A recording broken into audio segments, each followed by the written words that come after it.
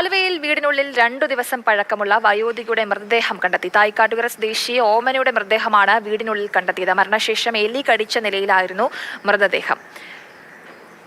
കൂടുതൽ വിവരങ്ങളുമായി വിഷ്ണു പ്രകാശ് ചേരുന്നുണ്ട്. വിഷ്ണു, എപ്പോഴാണ് ഈ മൃതദേഹം കണ്ടത്? ആരാണ് കണ്ടത്? ജയലക്ഷ്മി, ഇന്നലെയാണ് ഇത്തരത്തിൽ ഓമനയുടെ മൃതദേഹം കണ്ടത്. ഈ 2 ദിവസമായി ഓമനയെ പുറത്ത് കാണുന്നുണ്ടായിരുന്നില്ല. അതേ തുടർന്ന് ഓമനയുടെ ബന്ധുക്കൾ അന്വേഷിച്ച് വീട്ടിലോട്ട് എത്തിയപ്പോഴായിരുന്നു ഈ എലി ഭക്ഷിച്ച നിലയിൽ മൃതദേഹം കാണപ്പെട്ടത്.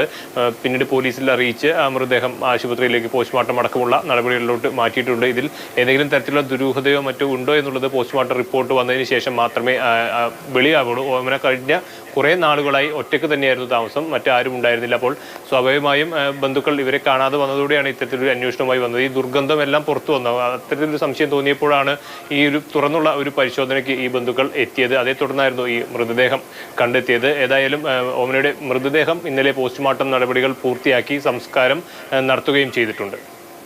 ശരി വിഷ്ണു.